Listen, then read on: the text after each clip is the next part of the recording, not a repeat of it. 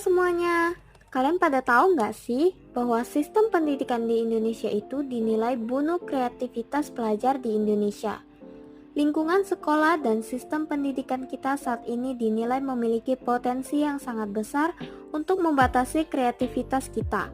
Pintar matematika yang dijadikan standar kecerdasan pun seakan mempersempit makna kata kreatif. Di sekolah, kita terbiasa hidup di bawah aturan dan perintah yang telah ditentukan oleh lembaga pendidikan dan guru-guru kita. Hal ini kemudian menjadikan semua kegiatan kita telah terpola dan tersusun secara sistematis. Sekolah dari Senin sampai Jumat, datang ke sekolah untuk belajar. Kalau nggak ngerti tinggal tanya guru. Pulang sekolah ngerjain PR, besoknya dikumpul. Dan ini terus berulang dari kita SD sampai SMA selama 12 tahun lamanya. Kondisi ini membuat kita terbiasa menjalankan sesuatu yang telah dipilihkan, sehingga kita tidak pernah tahu bagaimana caranya memilih sendiri. Padahal, setelah urusan kita dengan bangku sekolah selesai, kita akan langsung berhadapan dengan kehidupan dan sistem kerja yang abstrak. Tidak ada yang pasti, semuanya 50-50. Menghadapi banyak kondisi yang akan memaksamu untuk mengambil keputusan sendiri. Jadi, kita harus memilih mau mulai dari mana, percaya pada siapa, dan tujuan hidup kita apa.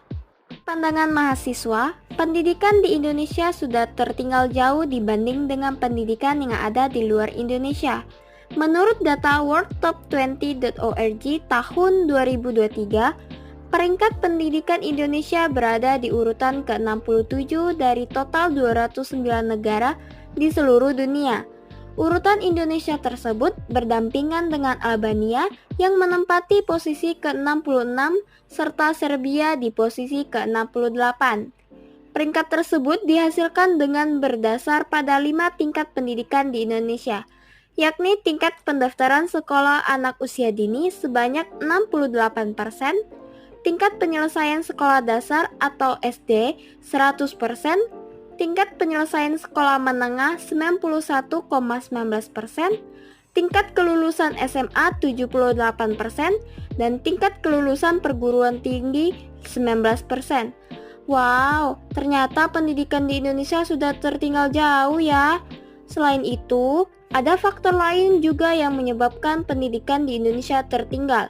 Yang pertama, ada anggaran pemerintah yang kurang. Yang kedua, kualitas sumber daya manusia pada bidang pendidikan yang rendah. Yang ketiga, infrastruktur pendidikan yang buruk. Dan yang keempat, pembangunan sekolah yang kurang merata, sehingga di kota dan desa terpencil masih minimnya tempat untuk menuntut ilmu. Apa sih yang bisa kita lakukan sebagai mahasiswa? Kita sebagai mahasiswa bisa memainkan peran yang penting di dalam dunia pendidikan. Contohnya saja, yang pertama kita bisa menjadi fasilitator bagi siswa di sekolah ataupun di universitas. Yang kedua, kita bisa menjadi relawan pengajar di berbagai wilayah Indonesia yang kurang mendapatkan pendidikan. Yang ketiga, berpartisipasi dalam pengembangan kurikulum di sekolah atau universitas. Dan yang keempat, mengembangkan program-program sosial yang berhubungan dengan pendidikan seperti beasiswa atau program mentoring untuk siswa yang kurang mampu secara ekonomi. Nah, itu saja deh yang dapat kami bahas. Kiranya bisa bermanfaat untuk kalian ya. Sampai ketemu lagi.